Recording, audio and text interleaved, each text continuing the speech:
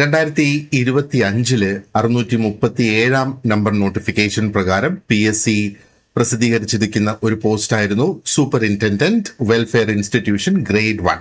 ഇത് നമുക്ക് ഓൾറെഡി അറിയാം, ഇതൊരു സ്പെഷ്യൽ റിക്രൂട്ട്മെന്റ് ആണ്, ഷെഡ്യൂൾ കാസ്റ്റ് ഷെഡ്യൂൾ ട്രൈബിന് വേണ്ടി മാത്രമായിട്ടുള്ളത് അല്ലെ. ആൻഡ് സോഷ്യൽ ജസ്റ്റിസ് ഡിപ്പാർട്ട്മെന്റിലേക്കാണ് ഈ ഒരു തസ്തിക ഓപ്പൺ ആയിട്ടുള്ളത്. അപ്പോ ഇതിന്റെ പുതിയ സിലബസ് ഇപ്പൊ നമുക്ക് ലഭ്യമായിട്ടുണ്ട്. അപ്പൊ എക്സാമിന്റെ ഡേറ്റും വന്നിട്ടുണ്ട്. നമുക്ക് ആ ഒരു സിലബസിന്റെ ടോപ്പിക്സിലൊക്കെ കടക്കുന്നതിന് മുന്നേ എക്സാമിന്റെ കുറച്ച് ഡീറ്റെയിൽസ് നമുക്ക് ക്വിക്ക് ആയിട്ടൊന്ന് നോക്കാം. അപ്പൊ ഇതിന്റെ എക്സാമിന്റെ ഡേറ്റ് എന്ന് പറയുന്നത് ഒക്ടോബർ 1, 2026 1-ാം തീയതി ഒക്ടോബർ 1-നാണ് എക്സാം നടക്കുന്നത്. അപ്പൊ ഇന്ന് മുതൽ തുടങ്ങിയാൽ ഏകദേശം കഷ്ടിച്ചൊരു 2.5 മാസത്തിനടുത്ത് നമുക്കുണ്ട് ഇനി പ്രിപ്പയർ ചെയ്യുന്നതിനായിട്ട് അല്ലെ. ഇനി ഡേറ്റ് ഓഫ് കൺഫർമേഷൻ 23/7, അതായത് ഇന്ന് മുതൽ തുടങ്ങി 11/8/2026 വരെ നിങ്ങൾക്ക് കൺഫർമേഷൻ കൊടുക്കാനായിട്ട് സാധിക്കും. ആൻഡ് എക്സാം ഇംഗ്ലീഷിലാണ്. സാധാരണ നമുക്കറിയാം ഇംഗ്ലീഷിലും മലയാളത്തിലും അതിന്റെ ചോദ്യങ്ങൾ നമുക്ക് ലഭിക്കാറുണ്ട്. പക്ഷേ ഇത് ആ ഒരു ടൈം ടേബിളിൽ പറഞ്ഞിരിക്കുന്നത് ഇംഗ്ലീഷിലാണ് ഇതിന്റെ ചോദ്യങ്ങൾ വരിക എന്നുള്ളത്. അതായത് ആ ഒരു മലയാളം തർജ്ജമ ഇല്ലായിരിക്കും എന്നുള്ളതാണ് നമ്മൾ അതിൽ നിന്ന് അനുമാനിക്കേണ്ടത്. ഇനി അഡ്മിഷൻ ടിക്കറ്റ് നമുക്ക് 16/9/2026 മുതൽ നമുക്ക് ലഭിക്കുന്നതാണ്. ഓക്കെ, അപ്പോൾ 9 എന്ന് പറയുമ്പോൾ സെപ്റ്റംബർ 16 മുതൽ അഡ്മിഷൻ ടിക്കറ്റ്സ് അവൈലബിൾ ആയിരിക്കും. അത് നിങ്ങൾക്ക് ഡൗൺലോഡ് ചെയ്യാം.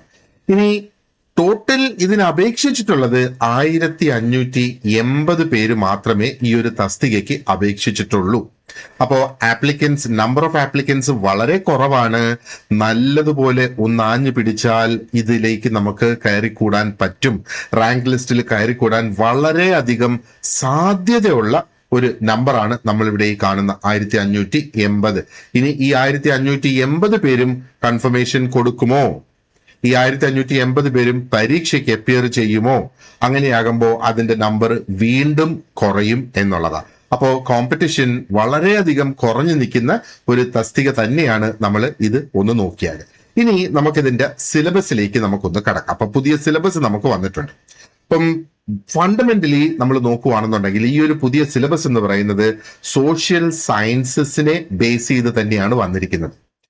ടോട്ടലി നമുക്ക് കാണാം 6 ഇന്റർ റിലേറ്റഡ് ആയിട്ടുള്ള ഡിസിപ്ലിൻസ് ആണ് ഇതിനകത്ത് കാണുന്നത് അല്ലെ. ഹിസ്റ്ററി ഉണ്ട്, ജോഗ്രഫി ഉണ്ട്, എക്കണോമിക്സ് ഉണ്ട്, പൊളിറ്റിക്കൽ സയൻസ് ഉണ്ട്, സോഷ്യോളജി ഉണ്ട്, സോഷ്യൽ വർക്ക് ഉണ്ട്. അപ്പൊ ഇതിൽ നമ്മൾ 4ാമത്തത് വരെ history, geography, economics, political science വരെ നമ്മൾ ചിന്തിച്ചാല് അത് ഡിഗ്രി ലെവൽ കോമൺ പ്രിലിംസിനും അല്ലെങ്കിൽ കോമൺ ഡിഗ്രി ലെവൽ എക്സാംസിനും വരുന്ന ടോപ്പിക്സും കൂടിയാണ്. പക്ഷേ അവിടെ നമ്മൾ പ്രിപ്പയർ ചെയ്യുന്നതിനേക്കാളും കുറച്ചും കൂടെ ആഴത്തിൽ ഇവിടെ നമ്മൾ പഠിക്കേണ്ടതായിട്ടുണ്ട്. അതിന്റെ ഉദാഹരണം നമ്മൾ നോക്കുകയാണെന്നുണ്ടെങ്കിൽ ഹിസ്റ്ററിയിൽ നമ്മൾ ആ ഒരു പ്രിലിംസിന് നമ്മൾ നോക്കുകയാണെന്നുണ്ടെങ്കിൽ സിലബസിൽ പ്രധാനമായിട്ട് ചോദിക്കുന്നത് അല്ലെങ്കിൽ പറയുന്നത് കാൻഡിഡേറ്റ്സ് ഇവന്റ്സിനെ കുറിച്ച് അറിഞ്ഞിരിക്കണം, പേഴ്സണാലിറ്റീസിനെ കുറിച്ച് അറിഞ്ഞിരിക്കണം. എന്നാൽ ഈ ഒരു വെൽഫെയർ സിലബസിൽ നമ്മൾ നോക്കുകയാണെന്നുണ്ടെങ്കിൽ നമ്മൾ ആ ഒരു സോഷ്യൽ ഹയറാർക്കിയുടെ എവല്യൂഷൻ എങ്ങനെ നടന്നു, റിഫോം മൂവ്മെന്റ്സിന്റെ ആ ഒരു എവല്യൂഷൻ എങ്ങനെ വന്ന്, കോൺസ്റ്റിറ്റ്യൂഷണൽ സേഫ് ഗാർഡ്സ്, അതേപോലെ സോഷ്യൽ ജസ്റ്റിസുമായിട്ട് ഇത് ബന്ധപ്പെടുത്തി പോയിരിക്കുന്നു. പൊളിറ്റിക്കൽ സയൻസും നമുക്ക് കോമൺ പ്രിലിംസിലുള്ളത് തന്നെയാണ് അല്ലെ. അപ്പൊ നമുക്ക് അവിടെയുള്ള പൊളിറ്റിക്കൽ സയൻസ് എന്ന് പറയുമ്പോഴത്തേക്ക് സിവിക്സ് അവിടെ വരുന്നത്. ആൻഡ് ആ ഒരു സിവിക്സിനും കോൺസ്റ്റിറ്റ്യൂഷനും പുറമെ ഒരുപാടധികം പൊളിറ്റിക്കൽ ചിന്താഗതികൾ ഇവിടെ കൊണ്ടുവന്നിട്ടുണ്ട്. ഉദാഹരണത്തിന് പ്ലേറ്റോടേത്, അരിസ്റ്റോട്ടലിൻ്റെത്, റോൾസിൻ്റെത്, മാർക്സിൻ്റെത്, ഗാന്ധിയൻ ചിന്താഗതി, അംബേദ്കർ, നെഹ്റു, അവരുടെയൊക്കെ ആ ഒരു പൊളിറ്റിക്കൽ ഐഡിയോളജി, പൊളിറ്റിക്കൽ ചിന്താഗതികൾ എന്തായിരുന്നു അതും കൂടെ ഇവിടെ കൊണ്ടുവന്നേക്കുന്നു. അപ്പോൾ ആ ഒരു അഡ്മിനിസ്ട്രേഷന്റെ ഡെവലപ്മെന്റ്, വെൽഫെയർ ഗവർണൻസിന്റെ ഡെവലപ്മെന്റ് എങ്ങനെ വന്ന്, അതേപോലെ ഹ്യൂമൻ റൈറ്റ്സ് എങ്ങനെയാണ് ഡെവലപ്പ് ചെയ്ത് വന്നത് എന്നും നമുക്ക് പൊളിറ്റിക്കൽ സയൻസിന്റെ ഭാഗമായിട്ട് പഠിക്കേണ്ടതായിട്ടുണ്ട്. ജോഗ്രഫി നമ്മൾ നോക്കുകയാണെന്നുണ്ടെങ്കിൽ നേരത്തെ ഡിസ്ക്രിപ്റ്റീവ് ആയിട്ടുള്ള കുറെ ഫാക്ടുകളെ അടിസ്ഥാനപ്പെടുത്തിയിട്ടാണ്, നേരത്തെ എന്നല്ല പ്രിലിംസിലും ആ ഒരു കോമൺ ഡിഗ്രി ലെവൽ എക്സാമിന് നമുക്ക് കാണാനായിട്ട് സാധിക്കുക. പക്ഷെ ഇവിടെ കുറെ കൂടെ കോൺസെപ്റ്റ്സ് നമ്മൾ കുറച്ച് മനസ്സിലാക്കേണ്ടതായിട്ട് വരും. അപ്പൊ ടെക്ടോണിക് പ്ലേറ്റ്സിനെ കുറിച്ച്, ഹ്യൂമൻ ജോഗ്രഫിയെ കുറിച്ച് നമുക്ക് പഠിക്കേണ്ടതായിട്ടുണ്ട്. കൾച്ചറൽ ജോഗ്രഫി ഇൻക്ലൂഡ് ചെയ്തിട്ടുണ്ട്, ഏർബൻ ജോഗ്രഫി ആൻഡ് സസ്റ്റൈനബിൾ ആയിട്ടുള്ള ഡെവലപ്മെന്റ് എന്താണ് എന്നും നമുക്ക് പഠിക്കേണ്ടതായിട്ടുണ്ട്. ഇനി എക്കണോമിക്സ് നമ്മൾ നോക്കുകയാണെന്നുണ്ടെങ്കിൽ അത് ആ ഒരു ബേസിക് ആയിട്ടുള്ള പബ്ലിക് ഫൈനാൻസിൽ നിന്ന് ഡെവലപ്പ് ചെയ്ത് പ്ലാനിങ്ങിലേക്കും micro economics, macro economics, welfare economics, അതേപോലെ ലേബർ എക്കണോമിക്സ് ആൻഡ് ഇന്റർനാഷണൽ എക്കണോമിക്സിൽ വരെ നമ്മുടെ ഈ ഒരു സിലബസ് ടച്ച് അപ്പോൺ ചെയ്യുന്നു എന്ന് നമുക്ക് പറയാം. ഇനി സോഷ്യോളജിയും സോഷ്യൽ വർക്കും നമ്മൾ നോക്കുകയാണെന്നുണ്ടെങ്കിൽ ഇത് രണ്ടും കൂടെ 30 മാർക്കിന്റെ ചോദ്യങ്ങളാണ് വരിക.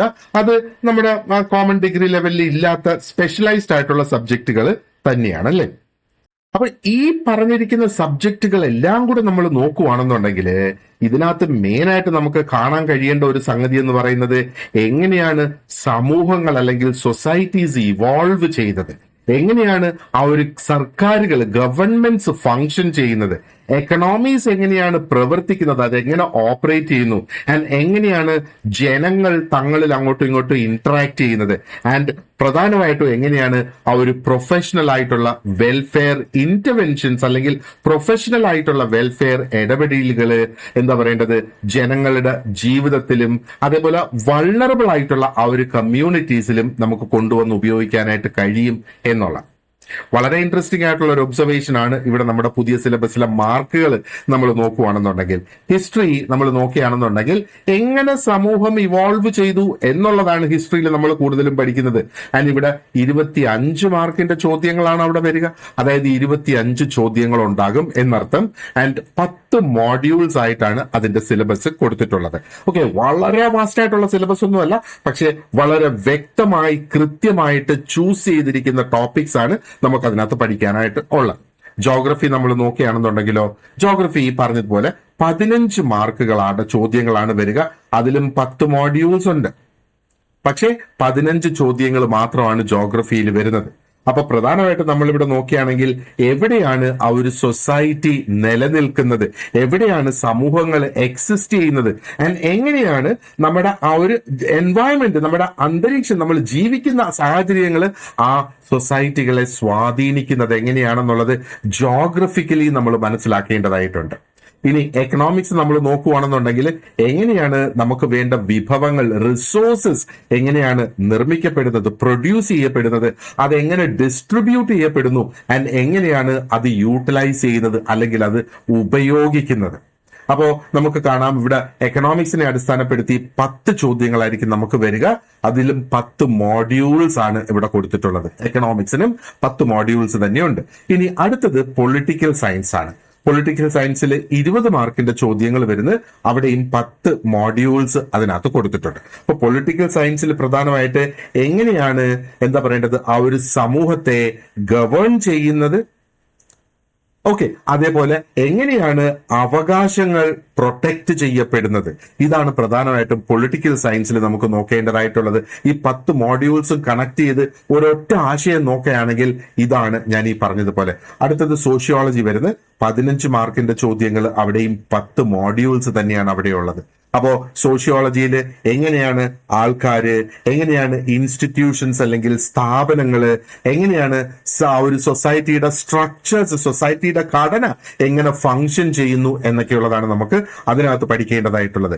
ആൻഡ് സോഷ്യൽ വർക്കിലും ഈ പറഞ്ഞതുപോലെ 10 മോഡ്യൂൾ ഉണ്ട്, 15 മാർക്കിന്റെ ചോദ്യങ്ങളാണ്. എങ്ങനെയാണ് പ്രൊഫഷണൽസ്, അതായത് പ്രൊഫഷണൽസ് ആയിട്ടുള്ള സോഷ്യൽ വർക്കേഴ്സ് എങ്ങനെയാണ് ആ ഒരു സമൂഹത്തിലെ പ്രശ്നങ്ങൾ സോൾവ് ചെയ്ത് ആ ഒരു വെൽഫെയർ പ്രൊമോട്ട് ചെയ്ത് കൊണ്ടുവരേണ്ടത്, അതാണ് സോഷ്യൽ വർക്കിൽ നിന്ന് നമ്മൾ പ്രധാനമായിട്ട് ആ ഒരു ഒറ്റ ലൈനിൽ നമുക്ക് പറയാനാണെങ്കിൽ നമുക്ക് നോക്കേണ്ടത്. അപ്പൊ ഇത് നോക്ക്, ഈ ഒരു സീക്വൻസ് എന്ന് പറയുന്നത് ജസ്റ്റ് അവര് ഉണ്ടാക്കിയെടുത്ത ഒരു ആക്സിഡന്റൽ സീക്വൻസ് അല്ല. ഈ സീക്വൻസ് നമ്മളൊന്ന് നോക്കുകയാണെങ്കിൽ നമുക്ക് മനസ്സിലാകും ആ ഒരു സൊസൈറ്റി, സമൂഹത്തിനെ നമ്മൾ മനസ്സിലാക്കുന്നത് മുതൽ തുടങ്ങി ആ ഒരു സൊസൈറ്റിയുടെ ഉള്ളിൽ നിന്ന് ആ സൊസൈറ്റിക്ക് വേണ്ടി പ്രവർത്തിക്കുന്ന രീതിയിലേക്ക് നമ്മൾ ചെന്നെത്തുക, ആ ഒരു ലൈൻ അല്ലെങ്കിൽ ആ ഒരു ലെവലിലേക്കാണ് ഈ ഒരു സിലബസ് ചൂണ്ടിക്കാണിക്കുന്നത്, അല്ലേ?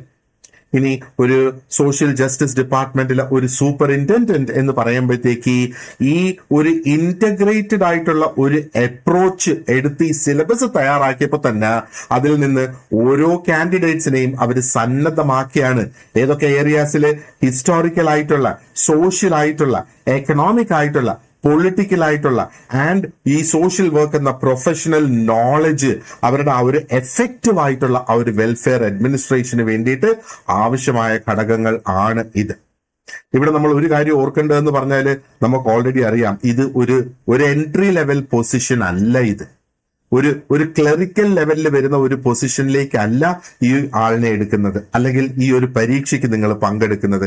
ഇത് ഒരു സൂപ്പർവൈസറി പൊസിഷനിലേക്കാണ് നിങ്ങൾ പോകുന്നത് എന്നും കൂടെ നമ്മൾ ഓർക്കുക. ഇനി നമുക്ക് ഓരോ സബ്ജക്റ്റുകളും നമുക്ക് എങ്ങനെയാണ് ഇതിനകത്ത് കൊടുത്തിട്ടുള്ളത് എന്ന് നമുക്കൊന്ന് നോക്കാം. അപ്പൊ ഹിസ്റ്ററി, അതിന് മുന്നേ ഞാനൊരു കാര്യം പറയട്ടെ. അപ്പൊ ഏറ്റവും കൂടുതൽ ചോദ്യങ്ങൾ വരാൻ പോകുന്നത് ഹിസ്റ്ററിയിൽ നിന്നാണ്, 25. അത് കഴിഞ്ഞാൽ നമുക്ക് കാണാം പൊളിറ്റിക്കൽ സയൻസിനാണ് അവർ ആ ഒരു മാർക്കിന്റെ അടിസ്ഥാനത്തിൽ പ്രാധാന്യം കൊടുത്തേക്കുന്നത്. അപ്പോൾ ഹിസ്റ്ററി 1 പറയാം, 2 പൊളിറ്റിക്കൽ സയൻസ് എന്ന് നമുക്ക് പറയാം. പിന്നെ ഏതൊക്കെയാണ്? പിന്നെ ഇത് 3 ഒരേ തുല്യ അവകാശമാണ് ഈ 3 സബ്ജക്റ്റിനും കൊടുത്തിരിക്കുന്നത്, അല്ല തുല്യ പ്രാധാന്യം എന്ന് നമുക്ക് പറയാം. അപ്പോ ഇത് തന്നെയാണ് 3 ഇപ്പം സെയിം റാങ്ക് തന്നെ നമുക്ക് അതിന് കൊടുക്കാം. ആൻഡ് എക്കണോമിക്സിന് നമുക്ക് 4ാമത്തെ റാങ്ക് കൊടുക്കാം. കാരണം ഈ ഒരേ മാർക്ക് ക്യാരി ചെയ്ത് വരുന്ന സംഗതികൾ ആയതുകൊണ്ട് തന്നെ നമുക്ക് അതിനൊരു റാങ്കിങ് ഇവിടെ പോസിബിൾ അല്ല, അല്ലേ? അപ്പൊ ഹിസ്റ്ററിക്ക് 10 മോഡ്യൂൾസ് ആൻഡ് 1ാം സ്ഥാനം നമുക്ക് കൊടുക്കണം നമ്മുടെ ആ ഒരു പ്രിപ്പറേഷന്. പൊളിറ്റിക്കൽ സയൻസിന് 2ാം സ്ഥാനം കൊടുക്കണം. 3ാം സ്ഥാനം ഈ 30 മോഡ്യൂൾസ് അടങ്ങുന്ന സോഷ്യൽ വർക്ക്, സോഷ്യോളജി ആൻഡ് ജോഗ്രഫിക്ക് നമ്മൾ കൊടുക്കുക. ആൻഡ് 4ാം സ്ഥാനമാണ് എക്കണോമിക്സിന് നമ്മൾ കൊടുക്കേണ്ടത്. അത് മാർക്കിനെ അടിസ്ഥാനപ്പെടുത്തി നമ്മൾ പഠിക്കുന്നവര് ഈ 6 സബ്ജക്റ്റിനും തുല്യ പ്രാധാന്യം കൊടുത്ത് നമ്മൾ മുന്നോട്ട് പോകണം. ഇതിൽ ചില സബ്ജക്റ്റുകൾ നിങ്ങൾക്ക് ഓൾറെഡി അറിയാവുന്ന, നിങ്ങൾക്ക് ഓൾറെഡി കുറച്ച് ഈസി ആയിട്ടുള്ള സബ്ജക്റ്റുകൾ ആയിരിക്കാം. എന്നാൽ ചില സബ്ജക്റ്റുകൾ ഒരു പക്ഷേ നിങ്ങൾ ആദ്യമായിട്ടായിരിക്കും നിങ്ങളുടെ ലൈഫിൽ പഠിക്കുക. ഇനി നമ്മൾ ഹിസ്റ്ററിയുടെ കാര്യം നോക്കുവാണെങ്കിൽ നേരത്തെ പറഞ്ഞതുപോലെ 10 മോഡ്യൂൾസ് ഇവിടെയുണ്ട്, 25 മാർക്കിന്റെ ചോദ്യങ്ങൾ. ഓരോ മോഡ്യൂൾസിന്റെ പേര് നമുക്കൊന്ന് വായിച്ചു പോകാം. ആദ്യം foundation of social hierarchy in ancient India. പുരാതന ഇന്ത്യയിലെ ആ ഒരു സോഷ്യൽ ഹൈറാർക്കിയുടെ അടിസ്ഥാനമാണ് നമ്മളെടുത്ത് ഇവിടെ പഠിക്കാനായിട്ട് പറയുന്നത്. അതിൽ നിന്ന് 2 ചോദ്യങ്ങൾ. അതേപോലെ മെഡീവൽ ഇന്ത്യയുടെ religion and social reform changes, അതിനകത്ത് നിന്ന് 2 മാർക്കിന്റെ ചോദ്യങ്ങൾ. കൊളോണിയൽ ഇന്ത്യ, ആ ഒരു സമയത്തുള്ള റിഫോം മൂവ്മെന്റ്സിന്റെ 3 മാർക്കിനെ അടിസ്ഥാനപ്പെടുത്തി ചോദ്യങ്ങൾ വരും. സോഷ്യൽ റിഫോമേഴ്സ് ഓഫ് കേരള, കേരളത്തിലെ സോഷ്യൽ റിഫോമേഴ്സിനെ അടിസ്ഥാനപ്പെടുത്തി അത് ഏതൊക്കെ റിഫോമേഴ്സിനെയാണ് നമ്മൾ പഠിക്കേണ്ടത് എന്ന് വ്യക്തമായിട്ട് സിലബസിന്റെ ബ്രേക്ക് ഡൗണിൽ കൊടുത്തിട്ടുണ്ട്.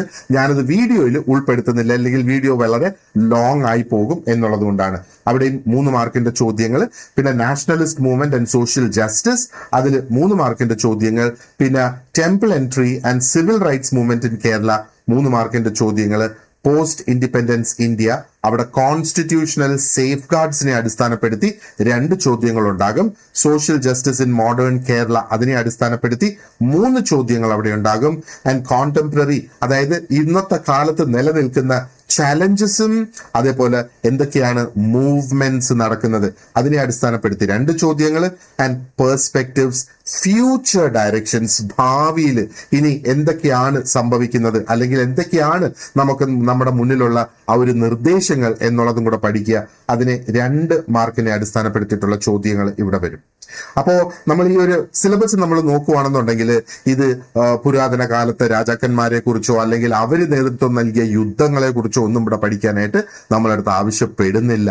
ഇത് സാമൂഹിക നീതിയുടെ ഹിസ്റ്ററിയാണ് നമ്മളെടുത്ത് പഠിക്കാനായിട്ട് ആവശ്യപ്പെട്ടിരിക്കുന്നത്, അല്ലേ? അപ്പൊ സിലബസ് നമ്മൾ നോക്കുവാണെങ്കിൽ ആ ഒരു എവല്യൂഷൻ ഓഫ് ഇന്ത്യൻ സൊസൈറ്റി മുതൽ അങ്ങോട്ട് തുടങ്ങി, ആ ഒരു ഏൻഷ്യന്റ് ആയിട്ടുള്ള സോഷ്യൽ ഹൈറാർക്കീസ് മുതൽ തുടങ്ങി, ആ മോഡേൺ ആയിട്ടുള്ള ഒരു കോൺസ്റ്റിറ്റ്യൂഷണൽ ഡെമോക്രസിയിലല്ലേ നമ്മൾ ഇപ്പോൾ ജീവിക്കുന്നത്, അതുവരെ നമുക്ക് പഠിക്കണം. അപ്പോൾ എങ്ങനെയാണ് ആ ഒരു caste, religion, reform movements, nationalism, constitutional safeguards, social movements, എങ്ങനെയാണ് ഇതൊക്കെ ഗ്രാജുവലി ആ ഒരു ഇന്ത്യൻ സമൂഹത്തെ തന്നെ മാറ്റിമറിച്ച് ഈ ഒരു നിലയിലേക്ക് കൊണ്ടുവന്നെത്തിച്ചത് എന്നാണ് നമ്മൾ പഠിക്കുന്നത്, അല്ലേ? നമ്മളിപ്പം കേരളത്തിന്റെ കാര്യം പറയുവാണെന്നുണ്ടെങ്കിൽ കേരളത്തിന് ഒരു വളരെ പ്രധാനപ്പെട്ട ഒരു പങ്ക് അല്ലെങ്കിൽ ഒരു സ്ഥാനം തന്നെ ഈ ഒരു സെക്ഷനിൽ ഇവിടെ കൊടുത്തിട്ടുള്ളതായിട്ട് നമുക്കിവിടെ കാണാം. മാത്രമല്ല നമ്മൾ ഹിസ്റ്ററി നോക്കിയിരുന്നാലും ശരി തന്നെ നമ്മുടെ സംസ്ഥാനത്താണ്, അല്ലെങ്കിൽ നമ്മുടെ സംസ്ഥാനം അനുഭവപ്പെട്ടിരിക്കുന്നത് some of the most influential, ഏറ്റവും സ്വാധീനം ചെലുത്തിയിട്ടുള്ള ഇന്ത്യയിലെ തന്നെ റിഫോം മൂവ്മെന്റ്സ് എന്ന് വേണമെങ്കിൽ നമുക്ക് പറയാം. അപ്പൊ അതിനകത്ത് നമ്മുടെ മഹാനായ ശ്രീനാരായണ ഗുരുവിന്റെ കോൺട്രിബ്യൂഷൻസ് അവിടെ വരുന്നുണ്ട്. അയ്യങ്കാളിയുടേത് നമുക്ക് പഠിക്കേണ്ടതായിട്ടുണ്ട്. ചട്ടമ്പി സ്വാമികളുടേത് പഠിക്കേണ്ടതായിട്ടുണ്ട്. ആ ഒരു ടെമ്പിൾ എൻട്രി മൂവ്മെന്റിനെ കുറിച്ച്, ലാൻഡ് റിഫോം മൂവ്മെന്റ്സിനെ കുറിച്ച്, ആൻഡ് മോഡേൺ ആയിട്ടുള്ള ഇന്നത്തെ കാലത്തുള്ള ആ ഒരു വെൽഫെയർ ഇനിഷ്യേറ്റീവ്സ് എന്തൊക്കെയാണ് എന്ന് നമുക്ക് പഠിക്കേണ്ടതായിട്ടും, ഒരുപാടധികം മൈൽ സ്റ്റോൺസ് നമ്മൾ താണ്ടിയാണ് മുന്നോട്ട് വന്നിരിക്കുന്നത് അല്ലെ, അതിനെക്കുറിച്ചും ഒക്കെ നമുക്ക് മനസ്സിലാക്കേണ്ടതായിട്ടുണ്ട്.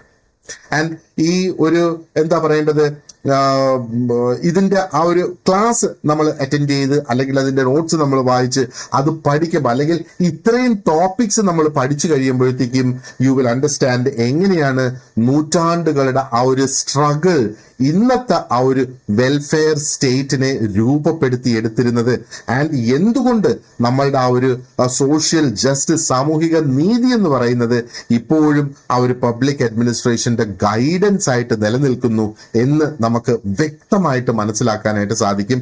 അല്ലെങ്കിൽ അത് തന്നെയാണ് നമ്മൾ മനസ്സിലാക്കാനായിട്ട് ഈ ഒരു സിലബസ് കൊണ്ട് ഉദ്ദേശിച്ചിരിക്കുന്നത്. ഇനി നമ്മുടെ രണ്ടാമത്തെ സബ്ജക്ട് ഇവിടെ ജോഗ്രഫിയാണ്.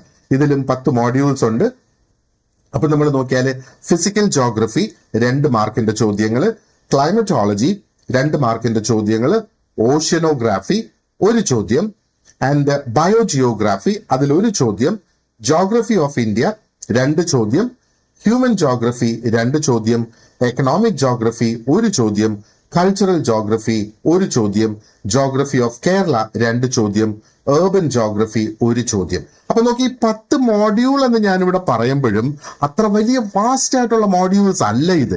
ഈ ഓരോ മോഡ്യൂളിൽ നിന്ന് ഒന്നല്ലെങ്കിൽ 2 ചോദ്യങ്ങൾ വീതമാണ് നമ്മൾ ഓരോ മോഡ്യൂളിൽ നിന്ന് നമ്മൾ പ്രതീക്ഷിക്കേണ്ടത്. പക്ഷേ എല്ലാ മോഡ്യൂളും നമ്മൾ ടച്ച് ഓൺ ചെയ്ത് പോകുമ്പോഴത്തേക്ക് നമുക്ക് കാണാം അല്ലെ. അപ്പോ ജോഗ്രഫി എന്ന് ഇവിടെ ഈ ഒരു പരീക്ഷയ്ക്ക് ഉദ്ദേശിക്കുന്നത് നമ്മൾ മലനിരകളെ കുറിച്ചോ നദികളെ കുറിച്ചോ പഠിക്കണം എന്നുള്ളതിലും ഉപരി എങ്ങനെയാണ് ആ ഒരു ഭൂമിയുടെ ഫിസിക്കലായിട്ടുള്ള എൻവയൺമെന്റ് മനുഷ്യജീവനെ സ്വാധീനിക്കുന്നത് എന്ന് നമുക്ക് പഠിക്കേണ്ടതായിട്ടുണ്ട്. അതിനകത്ത് എക്കണോമിക് ആക്ടിവിറ്റീസ് വരുന്ന ഡിസാസ്റ്റേഴ്സിനെ കുറിച്ച് നമുക്ക് പഠിക്കണം. ഒരു നമ്മുടെ നാട്ടിൽ നടന്നിരിക്കുന്ന സെറ്റിൽമെന്റ് പാറ്റേൺസിനെ കുറിച്ച് നമുക്ക് പഠിക്കണം, ഡെവലപ്മെന്റിന്റെ പാറ്റേൺസിനെ കുറിച്ച്, ആൻഡ് എങ്ങനെയാണ് റിസോഴ്സസ് നമ്മുടെ വിഭവങ്ങൾ മാനേജ് ചെയ്ത് പോകുന്നത് എന്നുള്ളത് നമുക്ക് പഠിക്കേണ്ടതായിട്ടുണ്ട്. അപ്പൊ സിലബസിന്റെ ആ ഒരു പ്രോഗ്രഷൻ നമ്മൾ നോക്കുകയാണെന്നുണ്ടെങ്കിൽ അത് ആ ഒരു ഫിസിക്കൽ ജോഗ്രഫിയിലൂടെ കടന്ന് ക്ലൈമറ്റോളജിയിലൂടെ പോയി ഹ്യൂമൻ ജോഗ്രഫിയിലേക്ക് വന്ന് എക്കണോമിക് ജോഗ്രഫിയിലേക്ക് വന്ന് കൾച്ചറൽ ജോഗ്രഫിയിലൂടെ ആൻഡ് ഫൈനലി ആ ഒരു കേരളത്തിന്റെ തന്നെ ജോഗ്രഫിയിലേക്ക് നമ്മൾ എത്തിച്ചേരുന്നു എന്നുള്ളതാണ്. ഒരു വെൽഫെയർ അഡ്മിനിസ്ട്രേറ്ററിനെ സംബന്ധിച്ചിടത്തോളം ഈ ജോഗ്രഫിക്കൽ നോളജ് വളരെയധികം ആവശ്യമായ ഒരു സംഗതിയാണ്. കാരണം ക്ലൈമറ്റ്, ഡിസാസ്റ്റേഴ്സ്, ആൾക്കാർ ഒരു സ്ഥലത്ത് നിന്ന് മറ്റു സ്ഥലത്തേക്ക് പോകുന്ന മൈഗ്രേഷൻ, ഏർബനൈസേഷൻ, നാച്ചുറൽ റിസോഴ്സസ്, ആൻഡ് ആ ഒരു റീജിയണൽ ആയിട്ട് നമ്മുടെ നാട്ടിൽ നടക്കുന്ന ആ ഒരു അസമത്വം അല്ലെങ്കിൽ ഇനിക്വാളിറ്റീസ്, ഇതെല്ലാം ഡയറക്റ്റ് ആയിട്ട് ആ ഒരു വൾണറബിൾ ആയിട്ടുള്ള ആ ഒരു പോപ്പുലേഷൻസിനെ എഫക്റ്റ് ചെയ്യും അല്ലെ. അപ്പോ ആ ഒരു വെൽഫെയർ സർവീസ് അവരിലേക്ക് എത്തിക്കുക എന്നുള്ളത് തടസ്സപ്പെടും. അതുകൊണ്ടാണ് നമുക്ക് ഈ ഒരു ജോഗ്രഫി മനസ്സിലാക്കിയിരുന്നാൽ അതിലൂടെ അതിനെ തരണം ചെയ്ത് ഈ ഒരു വെൽഫെയർ സർവീസസ് അവിടെ എത്താനായിട്ട് സാധിക്കും എന്നുള്ളതാണ്. അപ്പൊ ഈ ഒരു സെക്ഷൻ ബിൽഡ് ചെയ്യുന്നത് ഒന്ന് ആ ഒരു എൻവയറമെന്റൽ അവെയർനെസ്, അതോടൊപ്പം ഒരു അഡ്മിനിസ്ട്രേറ്റീവ് അണ്ടർസ്റ്റാൻഡിങ്ങും ഇവിടെ കൊണ്ടുവരുന്നുണ്ട്. റൈറ്റ്. ഇനി എക്കണോമിക്സ് 10 മാർക്കിന്റെ ചോദ്യങ്ങളാണ്, പക്ഷെ 10 മോഡ്യൂൾസ് ഇവിടെയുണ്ട്. അപ്പൊ നോക്കിയാല് ഓരോ മോഡ്യൂളിൽ നിന്നും ഓരോ ചോദ്യമാണ് ഇവിടെ പറഞ്ഞിരിക്കുന്നത്. അപ്പൊ ആദ്യം നോക്കിയേ, ബേസിക് കോൺസെപ്റ്റ്സ് ഓഫ് എക്കണോമിക്സ്. അതിനകത്ത് സ്കേസിറ്റി ഒരു കോൺസെപ്റ്റ് ആണ്. എന്തൊക്കെ കോൺസെപ്റ്റ്സ് പഠിക്കണം എന്നുള്ളത് പറഞ്ഞിട്ടുണ്ട് വ്യക്തമായിട്ട്. സ്കേസിറ്റി എന്ന് പറയുമ്പോഴത്തേക്ക് ഒരു സംഗതി മാർക്കറ്റിൽ അതിന്റെ അവൈലബിലിറ്റി കുറയുന്നതിനെയാണ് സ്കേസിറ്റി എന്ന് പറയുന്നത് അല്ലെ. പിന്നെ ചോയ്സ്, നമുക്ക് ഒന്നിലധികം ചൂസ് ചെയ്യാനായിട്ടുണ്ടോ മാർക്കറ്റിൽ, അതാണ് ചോയ്സ്. പിന്നെ ഓപ്പർച്യൂണിറ്റി കോസ്റ്റ്, ആ ഒരു അവസരത്തിന്റെ വില, അതിന് കൊടുക്കേണ്ടി വരുന്ന ആ ഒരു കോസ്റ്റ്, ഓപ്പർച്യൂണിറ്റി, നമുക്കത് ഡിസ്കസ് ചെയ്യണം ഡീറ്റെയിൽഡ് ആയിട്ട്. പിന്നെ ഡിമാൻഡ് ആൻഡ് സപ്ലൈ വളരെ ബേസിക് ആയിട്ടുള്ള ഒരു കോൺസെപ്റ്റ് തന്നെയാണ്. ഇതിൽ ഈ ഡിമാൻഡ് ആൻഡ് സപ്ലൈ വളരെ ഇമ്പോർട്ടന്റ് ആയിട്ടുള്ള ഒരു കോൺസെപ്റ്റ് എക്കണോമിക്സിനെ സംബന്ധിച്ചിടത്തോളം. ഇനി രണ്ടാമത് consumer behaviour, utility, elasticity and market demand. ഇത്രയും പഠിക്കുമ്പോഴേക്കും അതിൽ നിന്ന് ഒരു ചോദ്യമായിരിക്കും വരിക. മൂന്നാമത്തത് production, cost, revenue, market structures. നാലാമത്തത് national income, inflation, unemployment and business cycles. അഞ്ചാമത്തത് public finance, taxation, public expenditure, budgeting. 6 money, banking, monetary policy and financial institutions. 7 economic growth, development, poverty, inequality and welfare. 8 Indian economy, അതില് planning, reforms, sectors, current issues. എന്തൊക്കെ economic sectors നമുക്കുണ്ട് എന്നുള്ളത്. അതേപോലെ 9 agricultural, industrial and labour economics. അതേപോലെ employment and wages. 10 മോഡ്യൂളിനകത്ത് പറഞ്ഞേക്കുന്ന എന്താ? International trade, balance of payments, globalisation and economic institutions. മൊത്തം 10 മാർക്കിന്റെ ചോദ്യങ്ങളാണ്. ഇത് ഇത്രയും പറയുന്നുണ്ടെങ്കിലും ഒരുപാടധികം ഡീറ്റെയിൽഡ് ആയിട്ട് നമുക്ക് ഇതിനകത്ത് പോകേണ്ടതായിട്ട് ഇല്ല. ഇതിൽ നിന്ന് നമുക്ക് ഈസി ആയിട്ട് ഐഡന്റിഫൈ ചെയ്യാം എന്തൊക്കെയാണ് ഇമ്പോർട്ടന്റ് ആയിട്ട് വരുന്ന ആ പോർഷൻസ് എന്നുള്ളത്. അത് ഞാൻ ക്ലാസ്സിൽ നിങ്ങൾക്ക് പറഞ്ഞു തരുന്നതായിരിക്കും. ഇനി അടുത്തത് പൊളിറ്റിക്കൽ സയൻസ് ആണുള്ളത്. 20 മാർക്കിന്റെ ചോദ്യങ്ങൾ പൊളിറ്റിക്കൽ സയൻസിൽ നിന്ന് വരുന്നു, അല്ലെ? അപ്പൊ ആദ്യത്തെ മോഡ്യൂൾ നോക്കിയാൽ constitutional values and democratic thought in India, 2 ചോദ്യങ്ങൾ. തിയറീസ് ഓഫ് ജസ്റ്റിസ്, 2 ചോദ്യങ്ങൾ. അത് 2ാമത്തെ മോഡ്യൂൾ. 3ാമത്തെ നോക്കിയേ fundamental rights, duties and remedies. ഇത് ഓൾറെഡി നമ്മൾ പഠിച്ചിട്ടുള്ളതാണ്. ഫണ്ടമെന്റൽ റൈറ്റ്സ് അത് നമ്മൾ പല പരീക്ഷകൾക്ക് നമ്മൾ പഠിച്ചിട്ടുണ്ട്, സ്കൂളിൽ നമ്മൾ പഠിച്ചിട്ടുണ്ട്, അല്ലെ? അതിന് 3 ചോദ്യങ്ങൾ. അപ്പോൾ റൈറ്റ്സിൽ നിന്നൊരു ചോദ്യം വരാം, ഡ്യൂട്ടീസിൽ നിന്നൊരു ചോദ്യം വരാം, റെമഡീസിൽ നിന്നൊരു ചോദ്യം വരാം. മോഡ്യൂൾ 4 നോക്കിയാൽ constitutional structure and government offices. Okay. 5ാമത്തത് പബ്ലിക് അഡ്മിനിസ്ട്രേഷൻ ആൻഡ് വെൽഫെയറിന്റെ ഗവർണൻസ്. മനസ്സിലായോ? 6ാമത്തത് ഡെവലപ്മെന്റ് അഡ്മിനിസ്ട്രേഷൻ ഫോർ ഡെവലപ്മെന്റ്. 7ാമത്തത് decentralisation and local self government. 2 ചോദ്യങ്ങളെ ആകെയുള്ളൂ. Social welfare policies in India, 3 ചോദ്യങ്ങൾ. Social welfare policies in India എന്തായാലും നമ്മൾ അത് പഠിച്ചേ പറ്റൂ. International relations and Indian foreign policy ഒരൊറ്റ ചോദ്യം. ഹ്യൂമൻ റൈറ്റ്സ് ഒരൊറ്റ ചോദ്യം. ഇതാണ് പൊളിറ്റിക്കൽ സയൻസ് നമ്മൾ നോക്കിയാൽ, അല്ലെ? ഇപ്പൊ പൊളിറ്റിക്കൽ സയൻസ് എന്ന് പറയുമ്പോഴത്തേക്ക് അതെന്താണ് രൂപപ്പെടുത്തിയെടുക്കുന്നത്, അല്ലെങ്കിൽ that is the constitutional backbone എന്ന് വേണമെങ്കിൽ നമുക്ക് പറയാം ഈ ഒരു പരീക്ഷയെ സംബന്ധിച്ചിടത്തോളം. അപ്പൊ സിലബസ് നമ്മൾ നോക്കിയാൽ ആ ഒരു ideals of justice, liberty, equality, fraternity, അതായത് നമ്മുടെ കോൺസ്റ്റിറ്റ്യൂഷന്റെ ഉള്ളിൽ വരുന്ന കോൺസെപ്റ്റ്സ് ആണ്. അതിലേക്ക് നമ്മൾ നോക്കണം, അല്ലെ? അതേപോലെ ആ ഒരു പൊളിറ്റിക്കൽ ഫിലോസഫീസ്, ഒന്ന് ഗാന്ധിയുടെ പൊളിറ്റിക്കൽ ഫിലോസഫീസ്, അതാണ് ഡെമോക്രാറ്റിക് തോട്ട് ഇൻ ഇന്ത്യ എന്ന് പറയുന്നത്. ഗാന്ധിയുടെ പൊളിറ്റിക്കൽ ഫിലോസഫീസ്, അതേപോലെ അംബേദ്കറിൻ്റെത്, നെഹ്റുവിൻ്റെത്, റോൾസിന്റെ, മാർക്സിന്റെ, പ്ലേറ്റോയുടെ, അരിസ്റ്റോട്ടലിന്റെ, ലോക്കിന്റെ ആൻഡ് ഹോബ്സിന്റെ, ഇതൊക്കെ സ്പെസിഫിക്കലി പറഞ്ഞിട്ടുള്ള പേരുകളാണ്. അതിനുശേഷമാണ് നമ്മൾ ആ ഒരു കോൺസ്റ്റിറ്റ്യൂഷണൽ ഇൻസ്റ്റിറ്റ്യൂഷൻസിലേക്ക് കടക്കുന്നത്, പബ്ലിക് അഡ്മിനിസ്ട്രേഷനിലേക്ക് കടക്കുന്നത്, ഡീസെൻട്രലൈസേഷൻ, പഞ്ചായത്ത് രാജ് ആണ് ഡീസെൻട്രലൈസേഷൻ, അല്ലേ? ആൻഡ് വെൽഫെയറിന്റെ ഗവർണൻസ് എങ്ങനെയാണ്, ഹ്യൂമൻ റൈറ്റ്സ്. ഇനി സോഷ്യോളജിയാണ് നമ്മുടെ അടുത്ത സബ്ജക്ട്. അതിന് 15 മാർക്കിന്റെ ചോദ്യങ്ങളാണ് ഇവിടെ വരിക. അപ്പോ ആദ്യത്തെ മോഡ്യൂൾ നോക്കിയാൽ foundational sociology and social thought 2 mark, Indian social structure and institutions 2 mark, social deviance and control 2 mark, social problems in contemporary India, ഇന്നത്തെ ഇന്ത്യയിൽ നിലനിൽക്കുന്ന സോഷ്യൽ പ്രോബ്ലംസ്, അതാണ് നമ്മളിവിടെ നോക്കേണ്ടത്. ഒരൊറ്റ മാർക്കിന്റെ ചോദ്യമേ ഉള്ളൂ. Women, children and social justice 2 മാർക്കിന്റെ ചോദ്യങ്ങള്. ഏർബൻ ആൻഡ് റൂറൽ സൊസൈറ്റി 1 മാർക്കിന്റെ ചോദ്യം. സോഷ്യൽ റിസർച്ച് മെത്തേഡ്സിനെ കുറിച്ച് ഒരൊറ്റ ചോദ്യം മാത്രമാണ് അതിനകത്ത് നിന്ന് വരുന്നത്. And welfare sociology and administration 1 ചോദ്യം. Social legislation and human rights 2 ചോദ്യം. 10ാമത്തെ മോഡ്യൂളില് social change, development and modernisation 3 concepts ഇവിടെയുണ്ട്. Social change, social development and ആ ഒരു മോഡേണൈസേഷൻ. അതിൽ നിന്ന് ആകെ ഒരൊറ്റ ചോദ്യമാണ് നമുക്ക് ഇതിനകത്ത് നിന്ന് വരിക. സോഷ്യോളജി നമുക്കറിയാം എന്താണ് ആ ഒരു സബ്ജക്ട് എന്ന് പറയുന്നത്. That is the scientific study of society. സമൂഹത്തിന്റെയും മനുഷ്യന്റെ ബന്ധങ്ങളുടെയും ആ ഒരു സയന്റിഫിക് സ്റ്റഡി തന്നെയാണ് സോഷ്യോളജി എന്ന് പറയുന്നത്, അല്ലെ? അപ്പോൾ ഈ ഒരു സബ്ജക്ട് നമ്മൾ നോക്കുവാണെന്നുണ്ടെങ്കിൽ അത് എക്സാമിൻ ചെയ്യുവാണ്. എങ്ങനെയാണ് families, communities, institutions, culture, religion, caste, class, gender, social organisations, ഇതെല്ലാം ചേർന്ന് ആ ഒരു മനുഷ്യന്റെ സ്വഭാവത്തെ എങ്ങനെ രൂപാന്തരപ്പെടുത്തി എടുക്കുന്നു എന്നുള്ളത് നമുക്ക് മനസ്സിലാക്കേണ്ടതുണ്ട്. അതുകൂടാതെ ഈ സിലബസ് എക്സ്പ്ലോർ ചെയ്യുന്ന മറ്റു ചില ഏരിയാസ് ആണ് സോഷ്യൽ പ്രോബ്ലംസ്. എന്തൊക്കെയാണ് സോഷ്യൽ പ്രോബ്ലംസ് എന്ന് പറയുന്നത്? പോവർട്ടി ഒരു പ്രോബ്ലം തന്നെയാണ്, ക്രൈം ഒരു പ്രോബ്ലം തന്നെയാണ്, ജെൻഡർ വയലൻസ് ഒരു പ്രോബ്ലം തന്നെയാണ്, ചൈൽഡ് വെൽഫെയർ അല്ലേ, അതേപോലെ ഏർബനൈസേഷനും ഒരു സോഷ്യൽ പ്രോബ്ലം തന്നെയാണ്. സോഷ്യൽ ലെജിസ്ലേഷൻസ് നമുക്ക് മനസ്സിലാക്കേണ്ടതായിട്ടുണ്ട്, റിസർച്ച് മെത്തേഡ്സ്, അതേപോലെ സോഷ്യൽ ചേഞ്ച്. അപ്പോ പല രീതിയിൽ നമ്മൾ നോക്കുകയാണെന്നുണ്ടെങ്കിൽ ഈ ഒരു സോഷ്യോളജി നമുക്ക് നൽകുന്നത് എന്താണ്? നമുക്ക് ഒരു ഒരു ഒരു ഒരു ഒരു സാമൂഹിക വ്യൂ ആണ്, ഒരു സോഷ്യൽ ലെൻസ് ആണ് നമുക്ക് തരുന്നത്, ആ ഒരു വെൽഫെയർ അഡ്മിനിസ്ട്രേഷൻ കുറെ കൂടെ അർത്ഥവത്താക്കുന്നതിന് വേണ്ടിയിട്ട്. ഇനി നമ്മുടെ ലാസ്റ്റ് സബ്ജക്ട് ഇതിനകത്ത് സോഷ്യൽ വർക്ക് ആണ്. 15 മാർക്കിന്റെ ചോദ്യങ്ങൾ. അപ്പൊ ഇവിടെ നോക്കിയാല് മാർക്ക് ഇവിടെ ഇട്ടിട്ടില്ല അല്ലേ? അപ്പൊ അതെന്താണ്?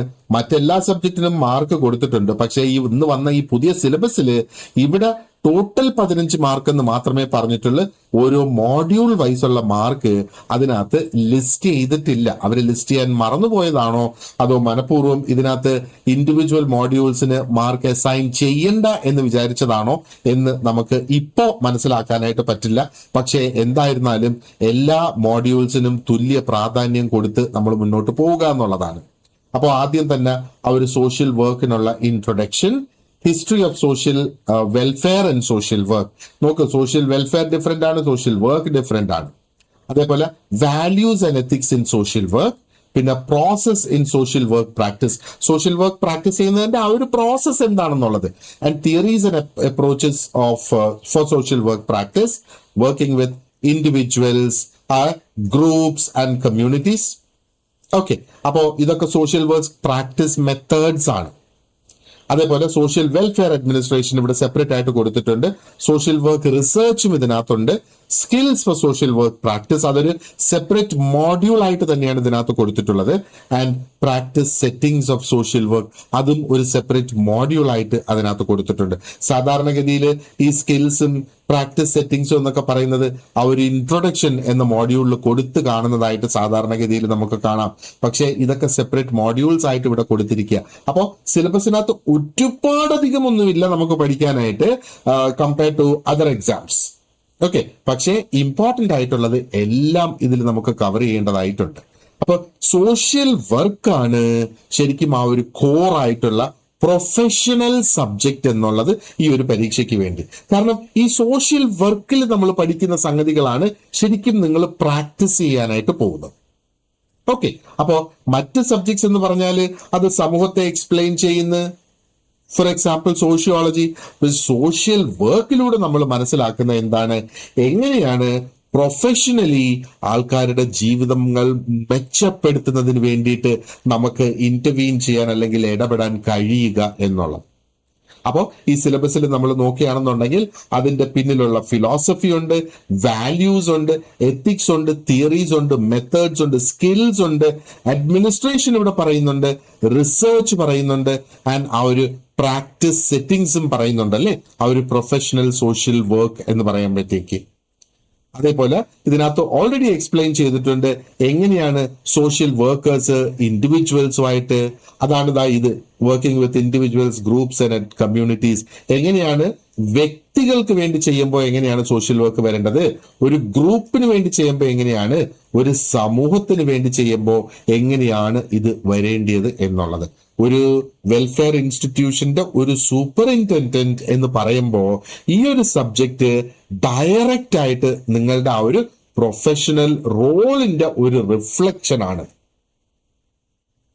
ഓക്കെ, അപ്പൊ ഇവിടെ ആ ഒരു നീഡ്സ് എങ്ങനെ, ആവശ്യങ്ങൾ എങ്ങനെ നമ്മൾ, അതായത് ആ ഒരു സമൂഹത്തിന്റെ ആവശ്യങ്ങൾ മനസ്സിലാക്കേണ്ടത് എങ്ങനെയെന്ന് നമ്മൾ ഇതിലൂടെ പഠിക്കും.